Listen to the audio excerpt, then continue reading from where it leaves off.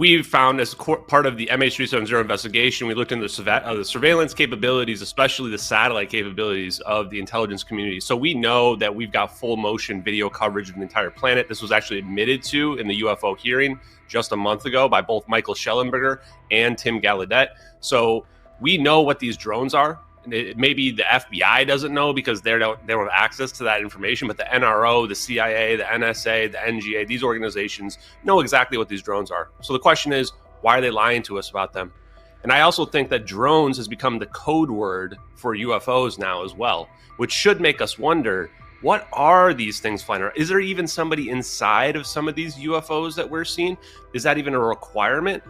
The theory that I kind of like the best, and also, I just want to point out that Congress is apparently getting a classified briefing about these drones that are flying around as well. So if there was nothing there, why would they be getting a classified briefing about it? And right. some of the sightings have indicated that they are transmedium, that they might be coming out of the water. In other cases, they've been saying that they're not giving off any signals or any frequencies, which I'm not really sure what that means. But these could be some of the observables that we see in UFOs. Now, the flip side of it is there is mass hysteria going on right now. We've reached the point now where this is like, it's a self-perpetuating thing where people are now just misidentifying planes and other stuff, and they're claiming that they are, these UFOs or drones when they probably aren't. So there's a lot of mud in the water that's making it very difficult to sift through. The only way we could really get forward on an answer is if we were to get high quality, like military or intelligence grade, like infrared footage of one of these things where we could actually analyze it. And I think the likelihood of that is slim. Now, my personal theory that I like, that Clint Russell and I were talking about just a couple of days ago, was this idea that, like, what if these are some type of defense mechanism, like a mesh network, like a fence, essentially, that is set up, ready to intercept some type of hypersonic weapon, either coming from outer space or coming from like a submarine off the coast or somewhere else, where seconds matter. And even the deployment time would make it less likely that you'd be able to intercept an incoming ICBM or something like that. That would actually make sense in terms of why the local governments have no idea what's going on. And it would make sense in terms of why federal government would not be able to speak about it and potentially do a classified briefing. But there's a lot of theories that are plausible out there. That just happens to be the one that I like the best at the moment. Yeah, the other piece, and as we talked about before, is this idea of a false flag, and perhaps there's some sort of nuclear material that they're trying to warn us and scare us about, this sort of radioactive material that wound up missing from this cargo container coming into New Jersey. Other drone operators saying there's no reason for these things to be operating at night because they can't see at night unless they're using some sort of radioactive sensor technology. So, it's deeply troubling. It's deeply troubling that we don't have answers. But we know, and I agree with you, that they know about this. They absolutely know. They're just people at a low pay grade that probably don't know about this. Precisely. Yeah, and with respect to the scanning abilities, if they had like infrared or thermal, great. I think that what we're dealing with here, though, is we can rule out commercial, like low quality, cheap drones. These aren't hobby drones that, they only have 20 to 30 minutes of loiter time. To kind of shift this into the UFO topic as well, one of the things that people have been saying about these is these things have been hovering there for hours. And the question that I think everybody should be asking in the UFO community with respect to flying saucers, UFOs, whatever it is if you see something hovering for hours, our UFO, our flying saucer, what is the energy source of this? How is this thing floating? If you think about a conventional drone, gas is really heavy. That's the big problem, is the weight. So if you want something that's gonna be able to stay up there for a really long time, it needs a lot of fuel in it, but that's really heavy. And so you get to a point where if you're getting over even like 30 minutes of loiter time, now you need to have a battery. It's the only efficient way to do it. But batteries are also really heavy as well. If we have the capability to have craft that can just defy gravity for a day straight, or potentially achieve these hypersonic speeds, which would use this huge amount of energy without rockets, where is that energy coming from? Logically, that energy must be coming from the environment, some other exotic fuel source that we don't currently understand at the moment. I'm going to rewind back to the MH370 case for a moment. Now, a lot of what I've been doing has been strategic. When you look at something like the MH370 videos, you realize there's no way in heck they can ever admit to this. Like, this is just so far out there. And this is part of the reason why no one can really believe it to be real. It requires technology that is... Before we go more deeply into that, why don't you just explain, if someone doesn't even know about the MH370 story, maybe you can just set the stage here and explain, and we'll show these videos of the disappearance of the craft and what you believe actually happened with these orbs that are swirling around MH370. Yeah, the plane disappeared 10 years ago, and these videos emerged just weeks after the plane disappeared. The most powerful clue is that the person that uploaded them, which was a random no-name account with just like 100 subscribers on YouTube, said that the first video, the satellite video, was received March 12th, 2014. That's 4 days after the plane disappeared. This was before we even had a narrative of the plane going into the South Indian Ocean. Keep in mind, this plane's never been found even 10 years later now. So if somebody was hoaxing videos like this, how would they know we would never find the plane? These videos show the plane literally being surrounded by 3 orbs in a perfect triangle formation.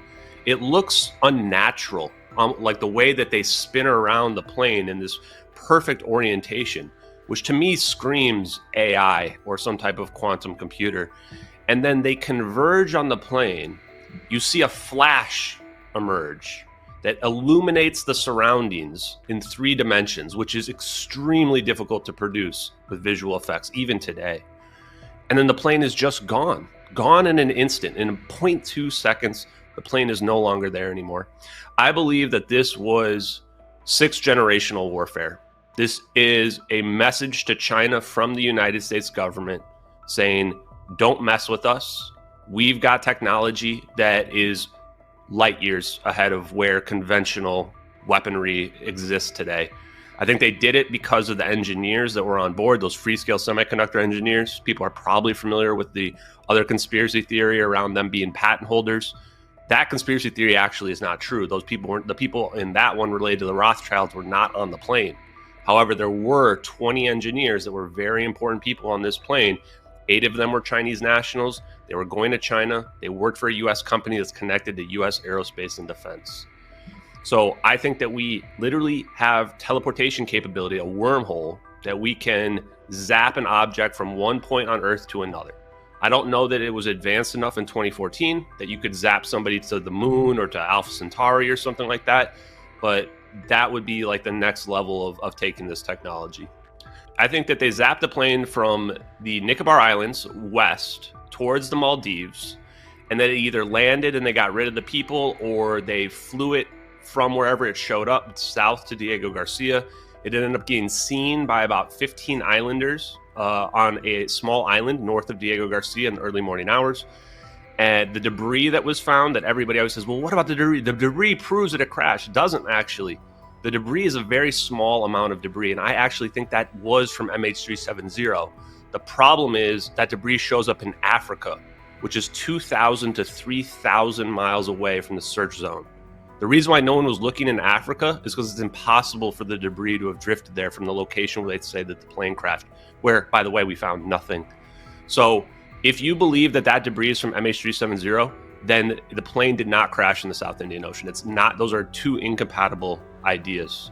So I think that possibly, if you look at the ocean currents and map it compared to where the debris was found, Diego Garcia is the perfect location for that debris to have gotten into the water. First, I want to talk about AARO. You know all about them, the All Domain Anomaly Resolution Office. I submitted the case to them. Everybody gets on my back about, why you trust the government to do all this? Well, I'm like, you've got to go through the official channels. And who knows, maybe we can trap them into admitting the truth. I think we might be able to. Now, in April, they stopped responding to me entirely. I didn't get a response back until November, last month, when I looked up the person, because I was trying to figure out if I had been scammed or something. They just ghosted me and stopped responding. And people were saying, oh, he wouldn't really talk to the ARO. So I found the guy's name, who I had, and I looked him up, and oh, they are 100% legit. Like, they've worked in the Pentagon for many years. They apparently rotated out of their position at AARO and rotated back in, which is interesting. Apparently that's how AARO operates. They're investigators. They're like military people that come in and come out. My sources tell me they do that to make sure that nothing ever gets done, because that way there's no continuity for the investigators within the AARO. Okay, side the point. I spoke to them, after I was going to expose them and point out who they are and how ARO is ghosting me.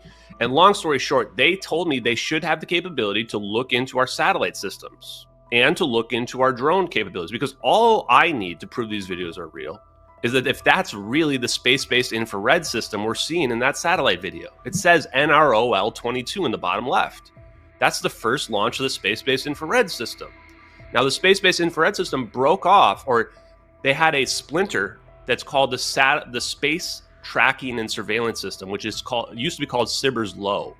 And then what they did was they took the low Earth orbit satellites and they put them in this separate system.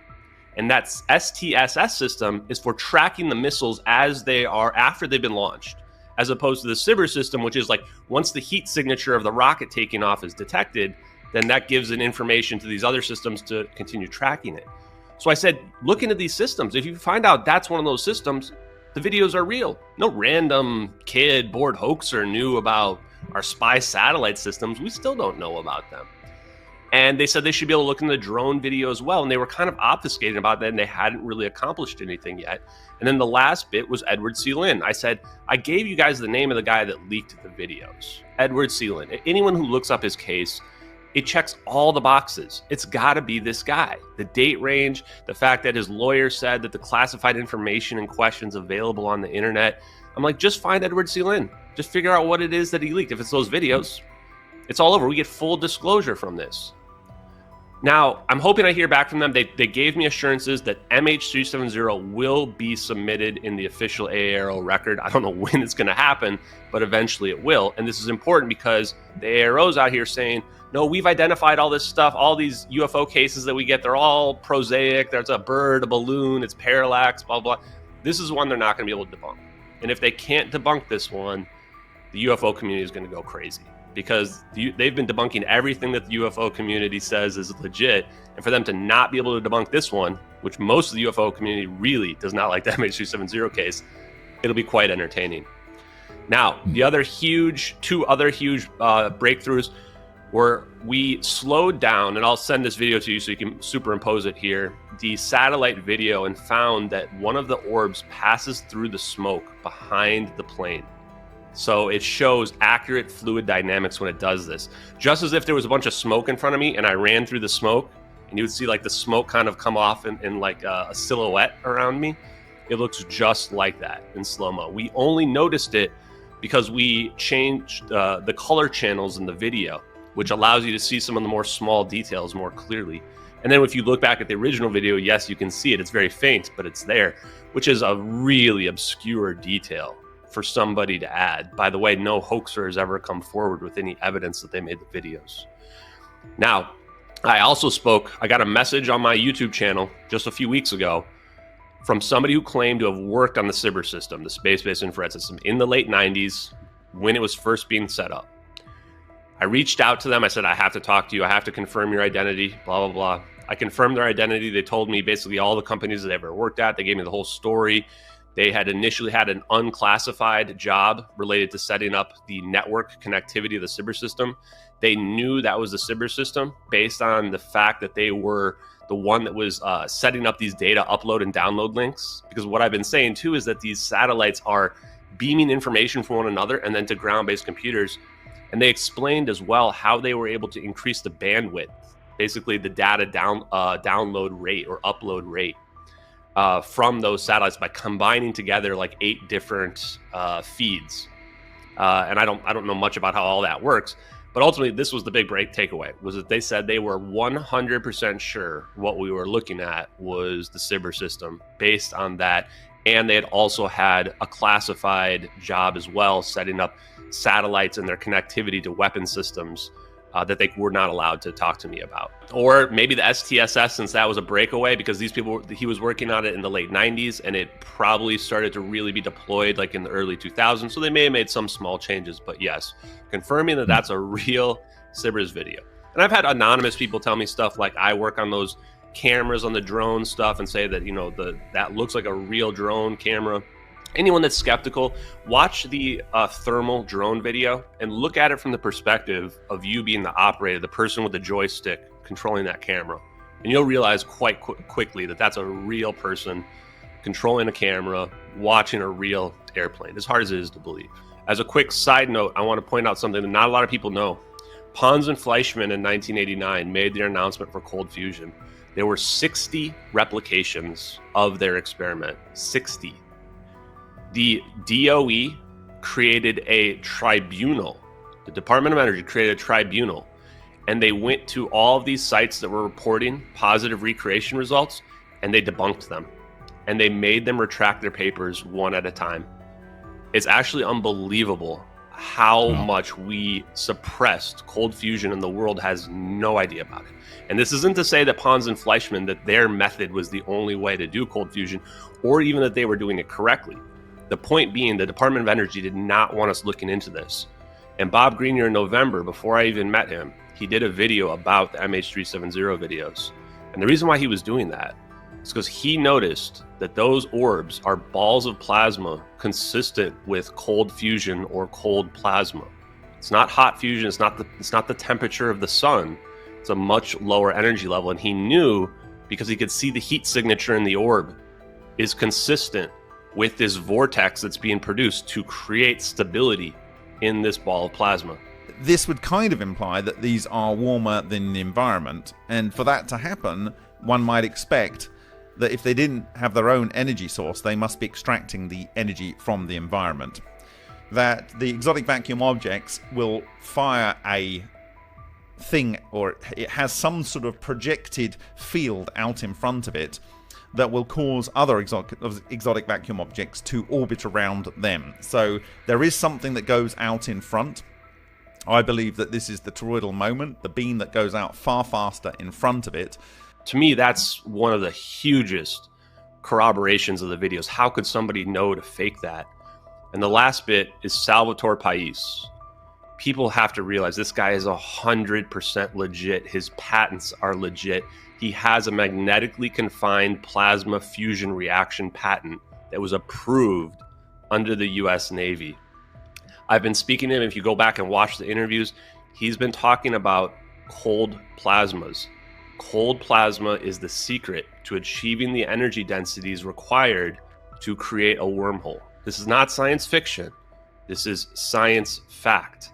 It's known. All the science is publicly available. It's out there. His Pais effect, that he calls the Pais effect, is literally the Schwinger limit, which is putting so much electromagnetic energy into a region of space-time that it breaks through the fabric of reality. That's the Schwinger limit, and that's also the Salvatore Pais effect. He said in my last interview just a couple of weeks ago with him that when he first saw that video, the drone video with the orbs going around it, he said, I knew what was about to happen. And I'm going, wow, you knew that there was about to be a wormhole? Because when I first watched that video, I'm going, what am I looking at here? Sal saw it and he said, they're building up non-ionized radiation when they're spinning around the plane. And he says, I knew what was going to happen. That's the Pais effect right there in that video. Oh man, when I saw those orbs, I saw this thing, this one orb just start exactly what it's doing now. Just start to go around this thing. And all of a sudden it started join another one and then another one. And I said, oh my God, they're forming a bubble of non-ionizing radiation around this thing. There's no way what's about to happen. I anticipated. Do you understand? I knew before that black hole happened. Let's call it a black hole. You knew that was going to happen beforehand? I knew that would happen. I knew that would happen. That's why when I said, this is it. This is the Pais effect. So they're spinning around the plane, and then we see the flash of that wormhole, and that's where the plane disappears. And the reason why we're seeing the flash is because of the Schwinger effect. When you hit the Schwinger limit, real photons get pulled right out of the ether, right out of the vacuum, right out of the 0-point energy field. There's this energy all around us. And we think this happens at the edge of black holes as well. And at the edge of black holes, we're seeing this dynamic Casimir effect where the Schwinger limit's being breached. We're hitting the ceiling on our reality. And when you break through that, light comes out. And so we see that in the satellite video of the light shooting out like that. And those videos are going to prove that 0 point energy is real, this etheric energy. I like to call it the ether because that's what Tesla, Maxwell, all these legends called it. It's probably not exactly the way they described it. It's more of a superfluid medium that is all around us all the time in a fifth dimension that's like infolded at the quantum level that we don't quite see. But that energy is there, and we know experimentally it is there. This is what a lot of people don't realize. So the people that are going to say that this is pseudoscience, I already know all their arguments. First thing they're going to say is, well, 0 point energy is there, but it's not a significant amount of energy. And for those people, I would say, well, you need to go look at Richard Feynman of the Manhattan Project, Nobel Prize winner in 1965 for quantum electrodynamics. Who did he win the Nobel Prize with in 1965? Julian Schwinger, the guy of the Schwinger limit. Richard Feynman said, there's enough energy in empty space of like the size of this coffee cup to vaporize all the Earth's oceans. What that's essentially saying is at the quantum mechanical level, nothing is stopped. What that means is this 0 point energy is not a tiny little amount of 0 point energy. It's a massive amount. It's practically an unlimited amount. And just because we don't actively see it doesn't mean it doesn't exist. The Lamb shift, Lamb won a Nobel Prize for the Lamb shift. Casimir effect, that Casimir effect was in 1948. Ehrenhoff-Bohm effect. These examples show that there is some field out there and that space itself is not actually an empty vacuum.